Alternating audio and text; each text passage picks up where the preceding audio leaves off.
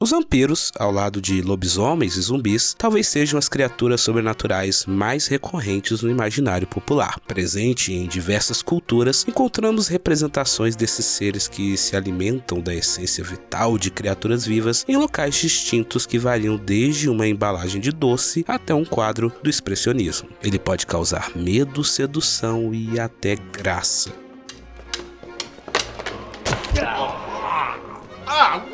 E talvez seja até por isso que só no cinema temos mais de 1.300 longas produzidos tendo um vampiro como personagem principal. Mas de onde veio essa figura tão horripilante e ao mesmo tempo tão atraente? Bem, como a maioria dos mitos, de vários lugares e tempos. Histórias sobre essas entidades aparecem em diversas culturas e em tempos tão recuados quanto a pré-história. Embora o termo vampiro tenha se tornado popular apenas no início do século XIX na Europa, lendas sobre seres sobrenaturais que se alimentam do sangue ou carne dos vivos existem há milênios. Culturas como as da Mesopotâmia, grega, romana e até mesmo México possuem relatos de demônios e espíritos considerados antecessores dos modernos vampiros. Sua longevidade e alcance são atribuídos tanto por um temor respeitoso em relação aos mortos, algo existente desde os tempos mais remotos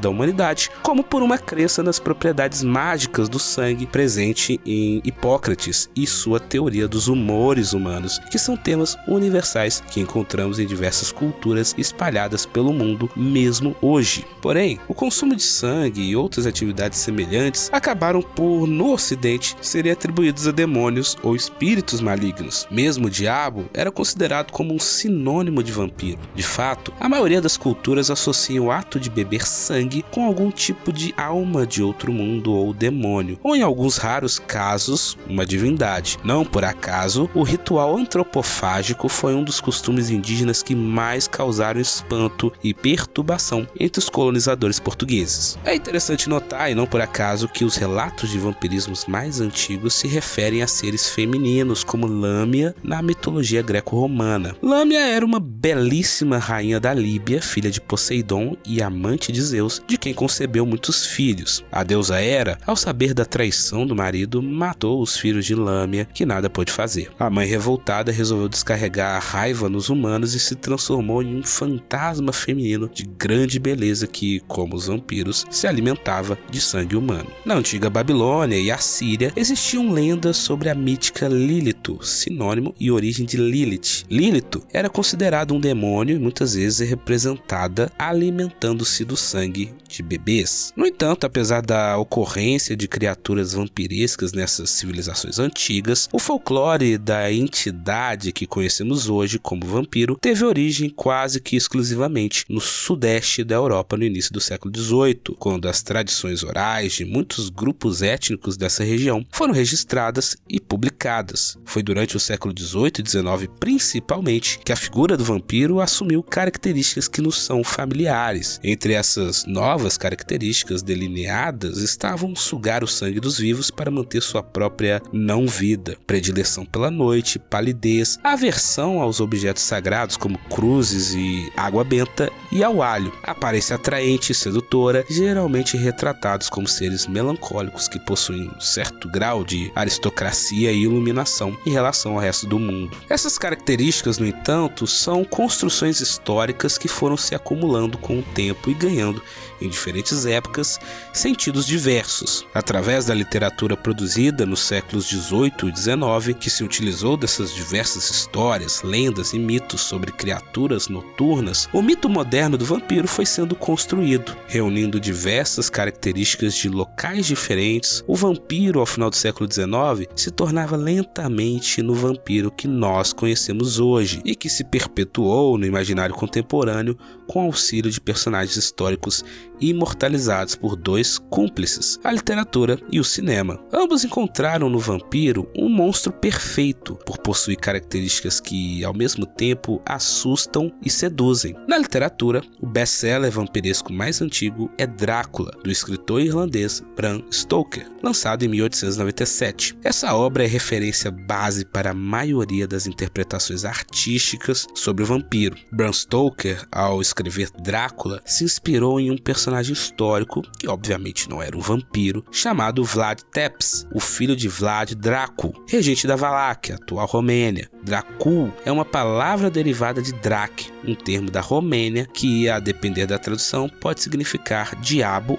ou dragão. O Drácula histórico, ou Vlad Tepes Drácula, nasceu por volta de 1430 na Transilvânia. Na época, seu pai tinha acabado de ingressar na Ordem do Dragão, uma organização que tinha como lema o combate aos turcos. Em um panfleto de 1488, impresso em Nuremberg, intitulado Sobre o cruel tirano Voivode Dracúlia, seria possível ainda observar as supostas maldades desse rei tirano, que acabou se tornando conhecido por empalar suas vítimas e até mesmo fazê-las cometer canibalismo, atrocidades que foram cometidas, segundo estudiosos, até que o rei fosse convertido ao cristianismo pelo rei da Hungria. Outra personagem que auxiliou a perpetuação do mito vampiresco foi Elizabeth Bathory, uma condensa que viveu em uma região onde hoje é a República Eslovaca, por volta de 1560 a 1624. A tal condensa é uma figura histórica associada ao vampirismo por sua extrema crueldade. Durante seu julgamento, testemunhas afirmaram que em várias ocasiões ela mordia o corpo das meninas durante suas torturas. Diversos métodos eram utilizados pela condensa, como colocar pinos de ferro embaixo das unhas e obrigar no inverno as vítimas a andarem nuas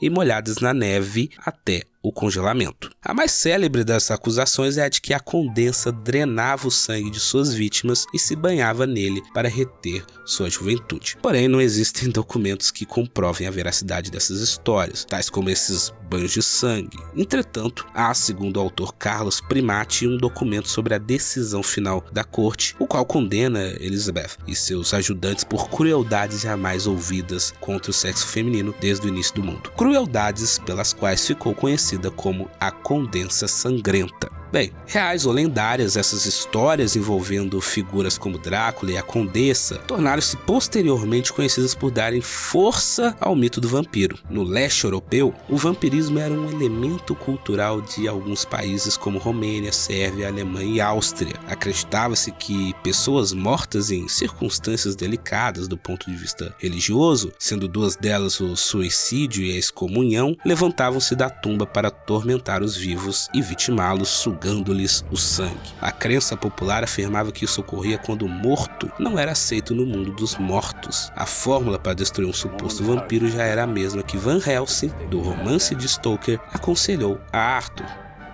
Place the point of the heart.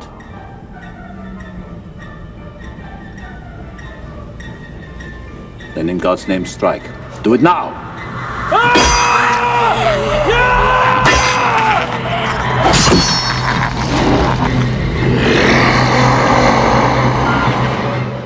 No século XVIII, a exumação de cadáveres estava mais frequente e, com o surgimento do iluminismo, o vampirismo começou a ser estudado nas academias. Afinal, teria que existir uma versão racional para justificar cientificamente as causas referentes à imensa quantidade de relatos de vampirismo, tão comentados pela população. Os estudos foram intensificados quando, em 1732, foi divulgado na Áustria um relatório sobre uma investigação realizada na Sérvia sobre vampirismo. A análise concluiu que uma série de assassinatos associados ao vampirismo tinha um culpado, Arnold Poe, que já estava morto por uma suposta mordida de um morcego. Ao exumar o cadáver, o médico cirurgião e o mentor da pesquisa Johannes Flückiger encontrou algo que intensificou a crença popular. O corpo do assassino estava em perfeito estado e sangue escorria de sua cabeça e mais sangue espirrou quando foi açoitado. Com a publicação dessa história, instituições de ensino respeitadas como a Sorbonne publicaram pareceres sobre a temática e diversos estudiosos se pronunciaram, como o arcebispo Giuseppe Davanzati, publicando o livro Dissertazione sobre Vampiri, e o frei Augustin Calmet, com um tratado sobre vampiros chamado Dissertações sobre as Aparições. Ambos religiosos elencaram diversas explicações racionais para os acontecimentos, porém não descartaram a possibilidade de que algo sobrenatural estava acontecendo, provocando mais polêmicas sobre o assunto. O vampirismo se tornou então um tabu, pois a mesma mesma academia que negava a crença antiga ainda não tinha respostas exatas para responder os anseios de pessoas que conviviam com o medo. Em 1819, o escritor italiano John Polidori, sob influência do amigo inglês Lord Byron, reacende o mito, publicando o primeiro conto de ficção sobre vampiros na língua inglesa chamado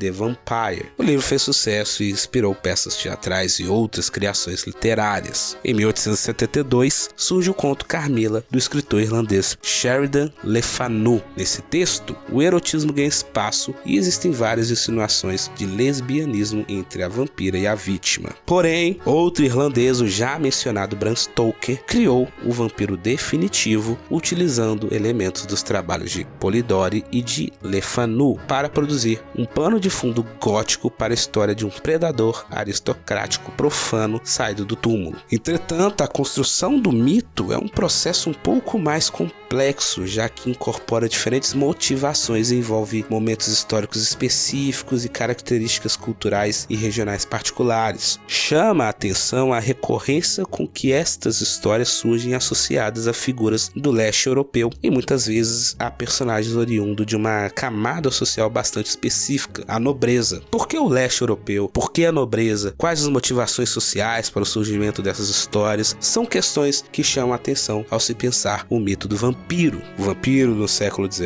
e XX se apresenta como sendo aquele que não pode estar presente neste novo período da humanidade, de luzes e razão. Enquanto suas histórias representam uma tradição oral antiga que deveria ser substituída pela razão, a figura do vampiro é utilizada para assumir uma posição contra essa própria ordem. Ele é um aristocrata da ordem social que domina, e ele é perigoso, pois suga dos outros para o bem próprio. É alguém então que precisa ser contido de acordo com os próprios ideais iluministas e revolucionários que percorrem o mundo europeu iluminado do período. O vampiro é a encarnação do horror para aqueles homens que se viam como racionais, lógicos e iluminados. Não por acaso se trata de uma criatura noturna. Os mitos se perpetuam, não por acaso a longevidade da crença em criaturas vampirescas, porém se modificam e absorvem as características do contexto histórico, cultural e político em que estão. A decadência aristocrática do vampiro de Stoker é o horror que os homens do progresso temem. Nesse sentido, talvez tenhamos sido injustos com Stephenie Meyer, autora da saga Crepúsculo. Afinal de contas, ao desconstruir o machão e trazer a sensibilidade como elemento masculino, isso causou muito terror em vários homens incapazes de perceber a toxicidade em que vivem.